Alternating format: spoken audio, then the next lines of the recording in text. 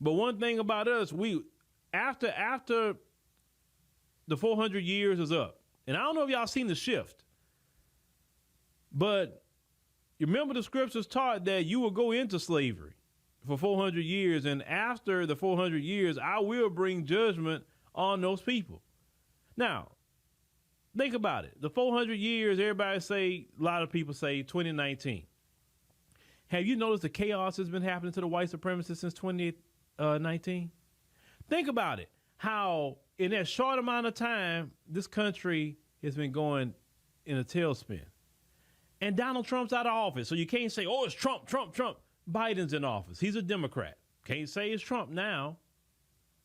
The United States lost their credit rating. They was a triple A. Now they're a double A plus. You understand? People can't afford to live in this country much anymore. People are homeless. They got people in other countries that's not even homeless like that. We're supposed to be the so-called richest country in the world, but we got homeless people? That shouldn't even be happening. And I'm telling y'all, and I'm going to repeat that again, by 2030, you won't know America anymore. Some of you same people, and I'm going to speak that to you because you will come back and tell me. Some of you same flag waving people talking about you know, anchoring yourself here, people, that conversation is going to change because it's going to get bad. It's going to get bad. It's not going to get worse. It's going to get bad. It don't matter who you elect. You can bring Biden back. You can bring Trump back. Don't matter. It's the inevitable. Now, it's like when you hear the call from the Lord, are you going to say, I'd rather be in Babylon or I'd rather go to the promised land? That's the only decision that you're going to make at that point. I already know what I'm going to do. I'm not telling y'all nothing. I don't even preach that to y'all too much no more because you're hard-headed. One thing about y'all, and the Bible is right, y'all are hard-headed, stubborn, and stiff-necked people. I know you are. You will fight all day long until you get in the thick of it. Then you're crying. You promised land rejects.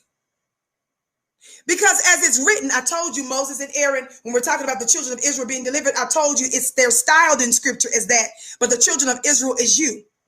There's a principle that the Moses and Aaron that came to deliver God's chosen people actually ended up getting mad and wanting to fight and destroy Moses and Aaron and go back to Egypt.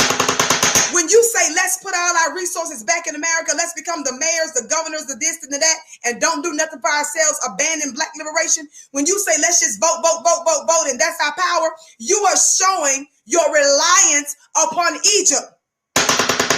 Meanwhile, God is plotting to destroy it because she's been screwing you over for 466 plus years. Somebody talk black to me. I call you promised land rejects. It's written that they actually said in scripture that they wanted to go back to Egypt. They told Moses and Aaron it would have been better for us had we stayed in Egypt. They told Moses and Aaron, y'all stirring up trouble. See, that's what some of y'all say. You say, well, own your own. Do for self. Y'all stirring up trouble. What did God say to Moses about those people that fought with them and said it would have been better for us to stay in Egypt? What did God say? For those of you that think you so holy and righteous and moral, but I just believe in helping America. One more time. Let me help you. What did the God say?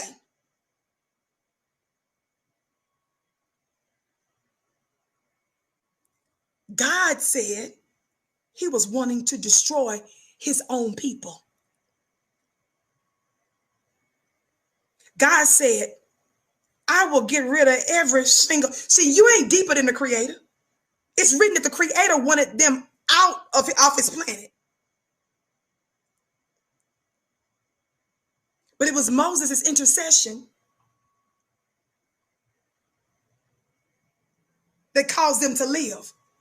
But did God allow any of them to enter the promised land except for 2 in the older generation?